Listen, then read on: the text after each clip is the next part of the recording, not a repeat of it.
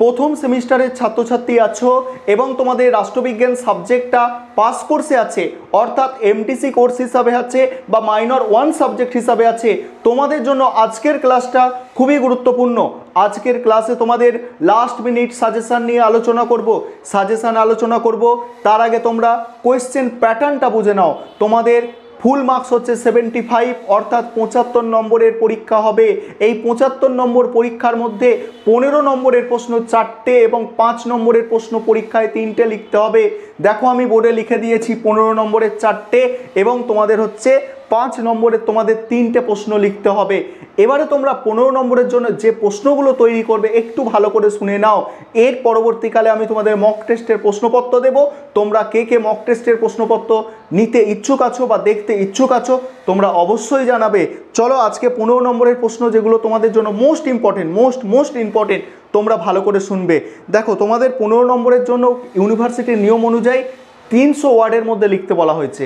General কোর্সের ছাত্রছাত্রীদের জন্য অর্থাৎ এমটিসি বা মাইনর কোর্সের ছাত্রছাত্রীদের 15 নম্বরের প্রশ্ন 300 ওয়ার্ডে লিখতে বলা হয়েছে এবং 5 নম্বরের প্রশ্নগুলো 100 ওয়ার্ডের মধ্যে তোমাদের লিখতে হবে। শোনো 15 নম্বরের প্রশ্ন যেগুলো করবে, মোস্ট ইম্পর্টেন্ট প্রশ্ন, স্বাধীনতা ও সাম্যের মধ্যে সম্পর্ক লেখো। স্বাধীনতা ও সাম্যের মধ্যে সম্পর্ক লেখো। পরের প্রশ্ন হচ্ছে তোমাদের জন রলসের ন্যায় তত্ত্বটি লেখো। জন রলসের ন্যায় তত্ত্বটি লেখো, মোস্ট ইম্পর্টেন্ট প্রশ্ন। পরের প্রশ্ন ডেভিড হেল্ডের গণতন্ত্রের মডেল আলোচনা করো। ডেভিড হেল্ডের গণতন্ত্রের মডেল আলোচনা করো। তারপরের প্রশ্ন আছে আইনের সংজ্ঞা দাও, আইনের উৎসগুলি আলোচনা করো। পরের প্রশ্ন আছে সার্বভৌমিকতা সম্পর্কে একত্ববাদ বা অস্টিনের মতবাদ আলোচনা করো। তারপরের প্রশ্ন আছে আধুনিক রাষ্ট্রে সার্বভৌম অস্তিত্ব সম্পর্কে আলোচনা করো, অর্থাৎ আধুনিক রাষ্ট্রে সার্বভৌমিকতার অস্তিত্ব সম্পর্কে আলোচনা করো। তারপরের প্রশ্ন যেগুলো আছে এই প্রশ্ন কটা তোমাদের জন্য হচ্ছে মোস্ট ইম্পর্টেন্ট, যেগুলো বললাম 1, 2, 3, 4, 5, 6 এই 6টা প্রশ্ন, অর্থাৎ স্বাধীনতা সাম্যের সম্পর্ক, জন রলসের ন্যায়তত্ত্ব, ডেভিড হেল্ডের গণতন্ত্র, আর হচ্ছে আইনের সংজ্ঞা উৎস, সার্বভৌমিকতা সম্পর্কে একত্ববাদ, আর আধুনিক রাষ্ট্রের সার্বভৌমিকত্বের অস্তিত্ব, আধুনিক রাষ্ট্রের সার্বভৌমিকতার অস্তিত্ব। এই প্রশ্নগুলো তোমাদের জন্য মোস্ট ইম্পর্টেন্ট। এছাড়া 15 নম্বরে তোমাদের আরও যে প্রশ্নগুলো দেখতে হবে এই 6টা প্রশ্ন ছাড়া, সেগুলো একটু শোনো। সেগুলো হচ্ছে তোমাদের আইন ও অধিকারের মধ্যে সম্পর্ক, এটা দেখতে হবে। তারপরে যেটা দেখতে হবে তোমাদের স্বাধীনতা সম্পর্কে জন স্টুয়ার্ট মিলের ধারণা ব্যাখ্যা করো। এটাও খুব ভালো করে একটু করার চেষ্টা করবে যে স্বাধীনতা সম্পর্কে জন স্টুয়ার্ট মিলের ধারণা, স্বাধীনতা সম্পর্কে জন স্টুয়ার্ট মিলের ধারণা, এটাও একটু ভালো করে করার চেষ্টা করবে। তারপরে যে প্রশ্ন রাষ্ট্রের বিরুদ্ধে প্রতিরোধের অধিকার সম্পর্কে আলোচনা করো। পরের প্রশ্ন যেটা করবে সেটা হচ্ছে কি, সেটা হচ্ছে নাগরিকতার সংজ্ঞা এবং নাগরিকতা অর্জনের উপায়। পরের প্রশ্ন হচ্ছে বিশ্বায়নের যুগে নাগরিকতা সম্পর্কে আলোচনা করো। বিশ্বায়নের যুগে নাগরিকতা সম্পর্কে আলোচনা করো। তারপরে প্রশ্ন করবে অংশগ্রহণকারী গণতন্ত্র সম্পর্কে আলোচনা করো। পরের প্রশ্ন আছে অধিকার সম্পর্কে স্বাভাবিক অধিকারের তত্ত্বটি ব্যাখ্যা করো। এবং শেষ প্রশ্ন হচ্ছে সার্বভৌমিকতা সম্পর্কে বহুত্ববাদী তত্ত্ব আলোচনা করো। এই তোমাদের মোট 14টা প্রশ্ন বললাম, তার মধ্যে প্রথম 6টা প্রশ্ন মোস্ট ইম্পর্টেন্ট।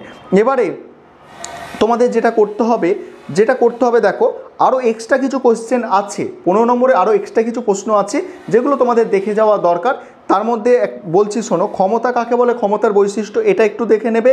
তারপরে কর্তৃত্ব কাকে বলে, কর্তৃত্বের বৈশিষ্ট্য, এটা একটু দেখবে। এগুলো 5 নম্বরেও আসতে পারে। রাষ্ট্রের সংজ্ঞা, রাষ্ট্রের বৈশিষ্ট্য, এটাও দেখবে। এটা তোমরা যেহেতু জেনারেল কোর্সের ছাত্রছাত্রী তোমাদের একটু সহজ প্রশ্ন হবে, তাই রাষ্ট্রের সংজ্ঞা এবং রাষ্ট্রের বৈশিষ্ট্য এটাও দেখে যাওয়া তোমাদের দরকার। জাতি রাষ্ট্রের মধ্যে পার্থক্য, এটাও তোমরা একটু দেখে নেবে। এই কটা প্রশ্ন তোমাদের বলে দিলাম। এবারে 5 নম্বরের জন্য যে প্রশ্নগুলো তোমাদের রেডি করতে হবে, 5 নম্বরের আমি এখানে যে প্রশ্ন দিয়েছি 15টা প্রশ্ন দিয়েছি, তার মধ্যে প্রথম 10টা প্রশ্ন মোস্ট ইম্পর্টেন্ট। প্রশ্নগুলো শোনো। 1 নম্বর প্রশ্ন হচ্ছে সাম্য স্বাধীনতার মধ্যে সম্পর্ক। দ্বিতীয় প্রশ্ন ক্ষমতা কাকে বলে। 3 নম্বর হচ্ছে কর্তৃত্ব কাকে বলে। 4 নম্বর হচ্ছে জাতি রাষ্ট্রের মধ্যে পার্থক্য। 5 নম্বর হচ্ছে আইন ও স্বাধীনতার মধ্যে সম্পর্ক। 6 নম্বর হচ্ছে জনগণের সার্বভৌমিকতার তত্ত্বটি লেখো। 7 নম্বর হচ্ছে আইনের প্রকৃতি ও বৈশিষ্ট্য লেখো। 8 নম্বর হচ্ছে রাষ্ট্রবিজ্ঞানের প্রকৃতি আলোচনা করো। 9 নম্বর হচ্ছে গণতন্ত্রের ত্রুটিগুলি লেখো। 10 নম্বর কর্তৃত্ববাদী রাজনৈতিক ব্যবস্থা কি। 11 নম্বর আইনের সংজ্ঞা দাও। 12 নম্বর আইনের উৎসগুলি লেখো। 13 নম্বর প্রতিরোধের অধিকার কি। 14 নম্বর স্বাধীনতার সংজ্ঞা দাও। আর 15 নম্বর হচ্ছে সাম্যের সংজ্ঞা দাও। এই ছিল তোমাদের মোট সাজেশান। এই প্রশ্নগুলো করে যাও, আশা করি এখান থেকে তোমরা সমস্ত প্রশ্নই কিন্তু কমন পাবে। আর ভালো করে প্রশ্নগুলো কিন্তু রেডি করো, খুব কম প্রশ্ন পড়ো না যে খুব কম করে একটু পড়বে। তোমাদের যেটুকু টাইম আছে, পর্যাপ্ত টাইম আছে, তোমরা একটু বেশি করে পড়ার চেষ্টা করো, একটু বেশি কোয়েশ্চেন তৈরি করো। কারণ তোমরা প্রথম বছর পরীক্ষা দিতে যাচ্ছ এবং তোমরা ইভিএস পরীক্ষা দিয়ে দেখেছো যে সেখানে যদি খুব কম প্রশ্ন তোমরা তৈরি করো, যদি প্রশ্ন একটু চেপে দেয় ইউনিভার্সিটি, সেক্ষেত্রে কিন্তু তোমাদের সমস্যা হবে। আর তোমাদের পরীক্ষা ভালো না হলে আমরা যারা পড়াই আমাদের কিন্তু মন থেকে খুব খারাপ লাগে। তাই তোমরা একটু ভালো করে পড়াশোনা করো। আর ভিডিওটা অবশ্যই বন্ধুবান্ধবদের মধ্যে একটু শেয়ার করে দেবে।